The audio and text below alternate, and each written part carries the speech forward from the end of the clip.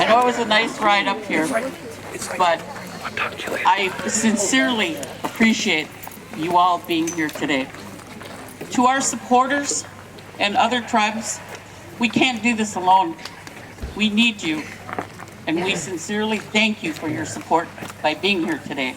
But the fight isn't over. To my Menominee members, welcome home.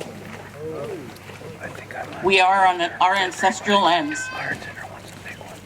And today we stand in solidarity in opposition to the Aquila Resources Back 40 mine. We may have been a little bit late coming, but that doesn't mean we're going to be the first ones to leave. The Menominees are in this for the long haul, just like we were with Crandon. We stood in solidarity with the Standing Rock tribe, but any other issues that affects the environment. Our flags are at Standing Rock. We wish we could have done more, but we also need to know this is going to be a long fight. So we need to keep some of the resources here, but that does not mean that we don't support. As you look around, you see that we are only a few short miles from our origin story. And Nakwa talked about it, that our occupation occurred, our story began over 12,000 years ago at the Menominee River. And as you look around this land, you see the great Menominee River right behind you. You also see you will see a number of sites that aren't just present within the footprint of the mine, but are present all along this area. And we have individuals that have taken it upon themselves to help document and preserve those sites. These sites have documented through either archaeological or historical records, but more importantly, they're documented by our own tradition, which is our oral history. As I mentioned, you have the known burial sites, you have the raised agricultural gardens or garden beds. There are also mounds. There's a mound right close to here, just to the left. There's the raised garden beds. So everything is very close in this area that belong to the Menominees. You have dance rings. It's not unusual if we're at a public forum. We had a gentleman who just purchased a home, came up and said he had part of the dance ring in his yard. You have the Chalk Hill Mounds village sites, the White Rapids mountain sites, and the Backland Mounds and village sites. Some of these have been known to date back as far as 500 BC. And it's important to stress that the cultural and archaeological value of this area along both sides of the Menominee River has not been fully evaluated. And it's important that it is. The last known archaeological research was done in 1970. As I mentioned, you see Menominee all over here. You see the river behind us, which is in close proximity. As you came in, you passed the Aquila Resource Office. The ore head is right beyond that. The road is going to be moved this way towards the river more, and the open pit is going to be almost in close proximity to where that office was that you may have passed. The Menominee River, to talk about, is one of the largest river systems in the Upper Peninsula, with 4,000 square mileage of drainage area. It's a watershed that supports the sturgeon, one of our cultural resources that we depended on for sustenance. And we continue to fight to have that sturgeon make its trip back home. You have the wild rice beds, and not to mention the other aquatic and animal life that this river supports. As you're riding through the area, you will see a lot of deer, you'll see a lot of birds, you'll just see an abundance of nature. And that's one of the greatest concerns that we've raised to EPA as they delegated their Clean Water Authority to the state of Michigan. We said, you can delegate all day, you can do it to whoever you want, but it doesn't erase you from having the responsibility to ensure that this area is protected. And we keep pushing on them for that. We also pushed on DNR because there's a struggle. The Wisconsin's on the other side. They say there's an imaginary boundary line that goes through that river. We say that's not imaginary. The fish don't stay just on the Michigan side. They also go on the Wisconsin side. They need to do their due diligence and get up here and start commenting on this area. Aquila is not from here. They are a Canadian-based company.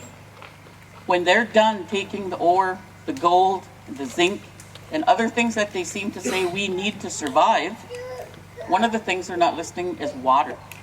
I just don't understand that. Everybody has spent the earliest parts of their conception in water. You need water for sustenance. You don't need the gold, you don't need the zinc. I mean, I can go without my phone for a little while. But you need water, I'm sorry. And they just need to understand that. When we talk about the pit that's going to be over there, it's 40 acres. And it's hard to visualize, and I have to be a visual person. And for those of you who don't grasp it, when I look for the tribal members, if I look where Pine Meadows is in Kashina, close to the Menominee Casino, that's 10 acres where all those houses are, times 4. So you're flipping over past 47 into the cornfields. That's a huge area. The top part of it's going to be 40 acres, and it's going to be about 850 feet deep. Now, it's been a long time since I've seen the Statue of Liberty, and even to, so I'm trying to visualize even more. I know these pines that pine is probably well over 60 feet, but 850 foot deep. And when they get to that level, they're going to start underground mining, because the ore bed doesn't just stay within that pit area. It goes under the Menominee River. So they're going to undermine into the river yet. And they keep saying this little barrier is going to protect all of this. As you looked at the slope of this land, when we came up here and we met with Aquila, they took us around. The individual was fantastic. He was very open. As he took us around, he took us to the tailing ponds where they're going to be, took us where the ore head was, took us where the mounds were, not just in this area, up the road. And he said, you know what, Chairman, he said, you don't have to worry about it, because if there's flooding, the river is down, and so it can't rise to go up to the pit. And I'm looking at him because I'm thinking, you're higher. If you get an abundance of rain, I'm not worried about the river coming up here. I'm worried about your sulfur and all your other chemicals that you're using to get the ore floating down to the river. So it's just a concept they don't get. But one of the things is Aquila's not going away either. When they're done mining here 10 to 15 years, they're going back to Canada and count their dollars. They say that they've taken care of this community and that they're planning to do whatever they need to do to reclaim it. I just don't think that's possible. I haven't heard any. I've asked somebody, is there a safe mine? And there is no safe mine. So this one will not be safe either. And you're looking at major pollution to the area and to the most important part, to the water, but also to our resources being damaged. There are resources that they've identified in the footprint of the mine. And I got to appreciate Legislator Cox when I said, I keep trying to get a visual. He said the total footprint of the mine is equivalent to almost the total footprint of Neopet. So you can, when you look at how huge it is, how this little 2-lane road that you came on is going to be operating 24/7. You're going to have truck traffic, all of the traffic going through here. But Aquila has taken care of that by buying the majority of the properties in this area.